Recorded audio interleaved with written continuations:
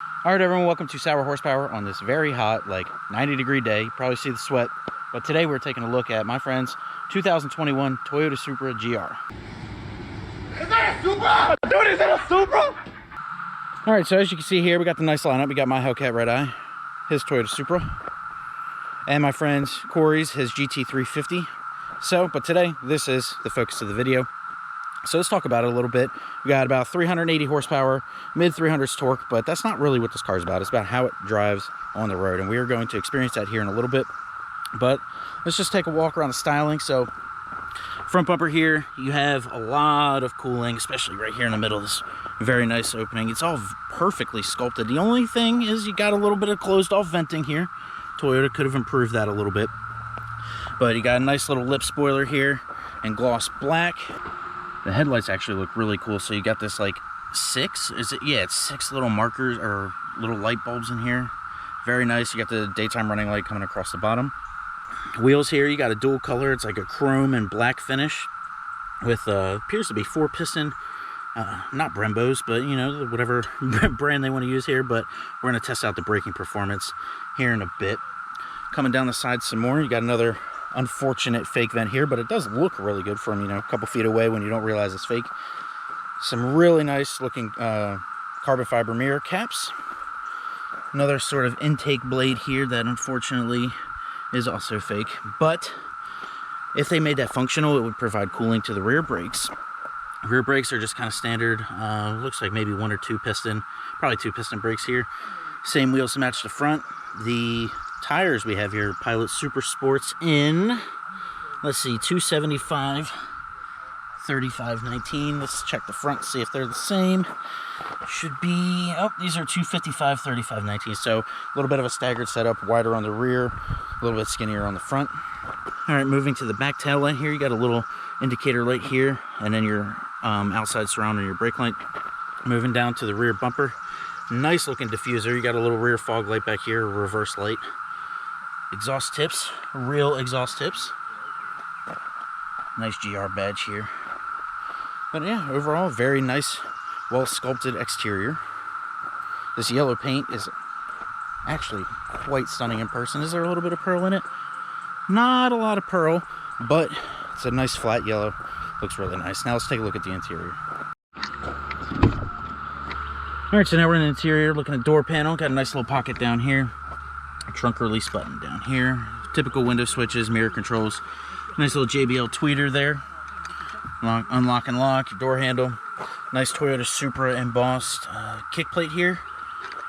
Some well-bolstered seats, leather in this one. Here's your seat adjustments. From what I've been told from the owner, it does have a lot of seat adjustment. Light control panel here, that's actually quite odd. I've never seen anything quite like that, but yeah, I guess something new. All right, so let's go ahead and turn this thing on. Start, stop button here. Ooh, okay. Get some AC going because it is about 90-something degrees here. I don't even know how all this works, so let's learn together. You got the heated seat function, your defroster, your temperature control, AC controls, fan speed. Here we go, fan speed. All right. So that's your fan speed. Actually, that'll probably hurt the audio, so let's turn that down. You got vents here. You got a vent over here. And then another vent all the way over there. You got your nice little radio screen here. Is it touch screen? It is touch screen.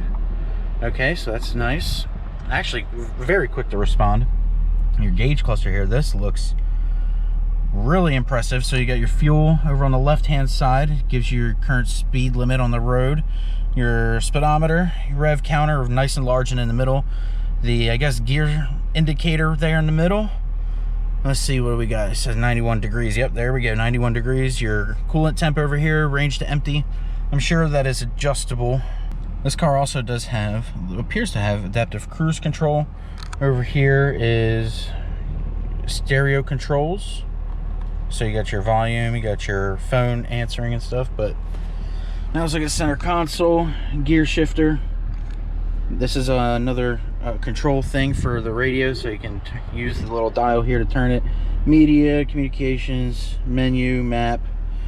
Yep, and then here's kind of where the cool stuff happens. So your auto start stop off, your sport mode, parking sensors, traction control, and safety system.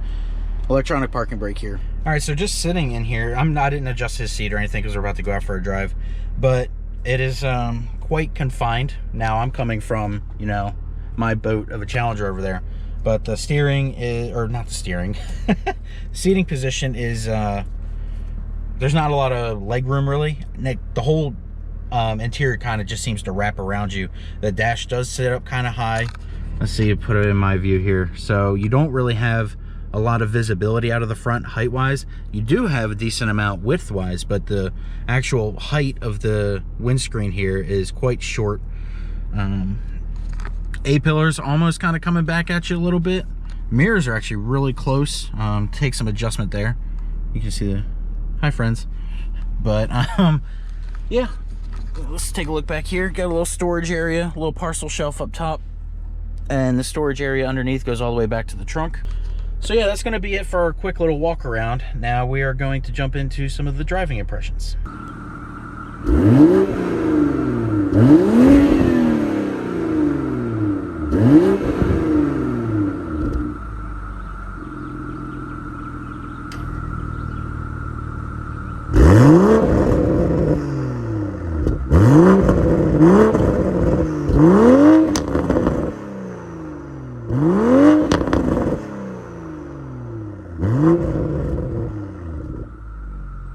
Alright, so here we are inside the 2021 Toyota GR Supra. Got my friend Justin here. So we're going to take this thing out, test its driving dynamics a little bit. We're going to test the brakes, test the handling, test the power.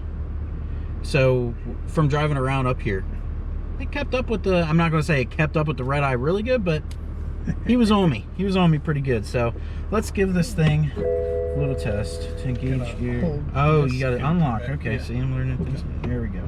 Alrighty. Sport mode. Alright. And manual. Here we go.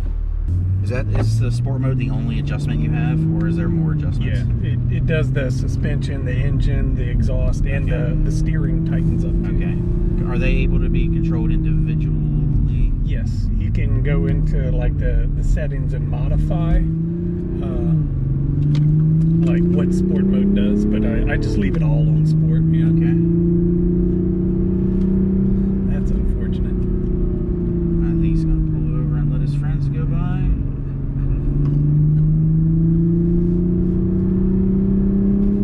All right. Initial power test.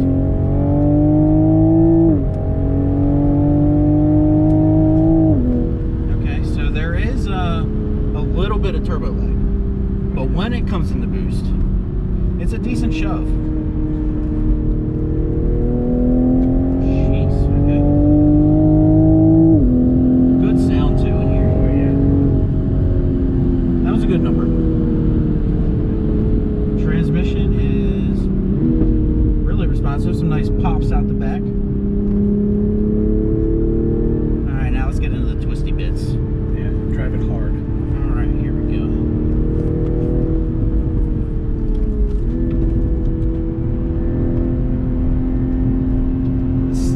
Could use a little bit more feedback. It's direct, but it could use a little bit more feel. There's, oh man, the turn in. So you're going through mid corner and then you just turn it in and it really responds. Now that is a characteristic that I've also noticed with the Michelin Pilot Super Sport tires, which this has. We'll shift down to second. Decently responsive, a lot of pops and bangs.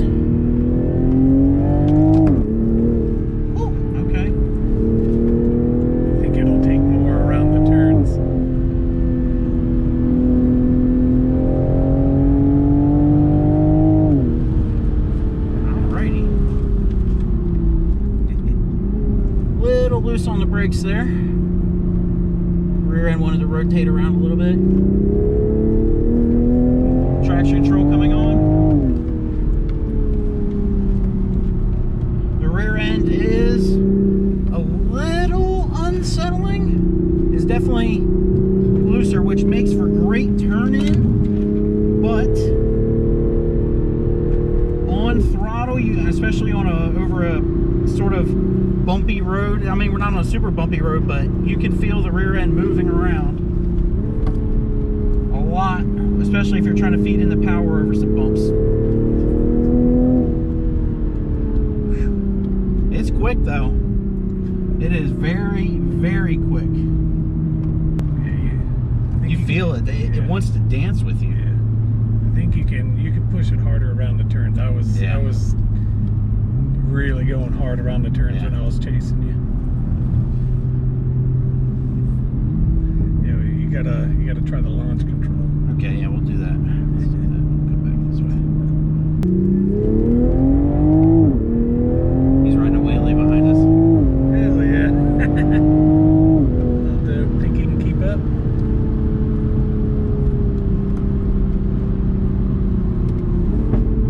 Oh, nice little backfire.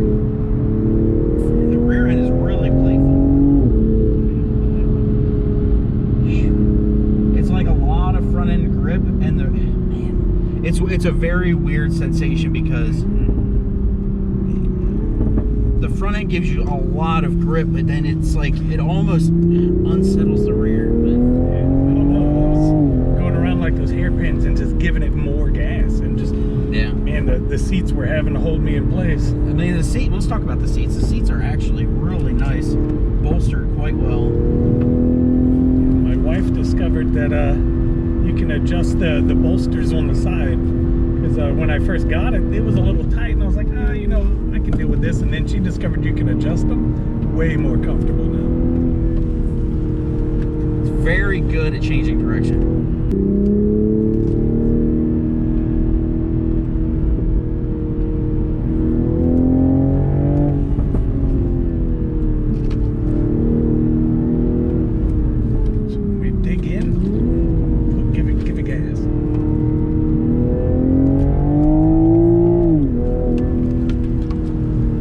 Control kicking in a little bit there. Just careful over the rocks in the road.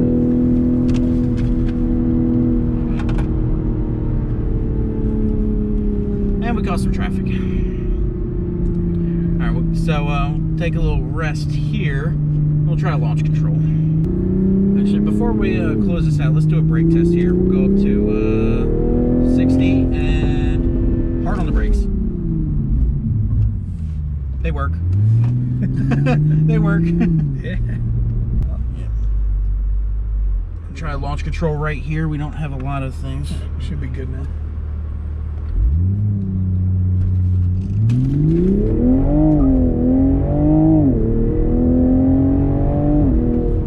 Okay. Takes a little bit to get moving, but once it gets into boost, it really takes off. All right, so we'll flip around, park it, and then give our final thoughts. All right, everyone, so that has been our experience today with the 2021 Toyota GR Supra. Overall, well, actually, before we get to, hopefully you can hear me over the cicadas when I'm around, but overall, the car is very quick, especially when it's in boost. It takes a little bit to get into the power curve, but once it's there, very quick in a straight line. The steering is very direct, will turn in, has great, well, could use more feedback, but it has great response, we'll call it that. Great response, so it will adjust exactly to where you put the wheel, but the steering feel is actually numb. There's not much feeling going on there, so you can't really feel what the front tires are doing.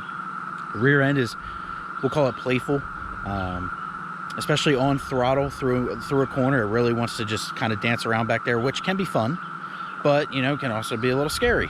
So I say like on a racetrack, it would be really good because most racetracks don't have a lot of bumps. They're kind of billiard table smooth.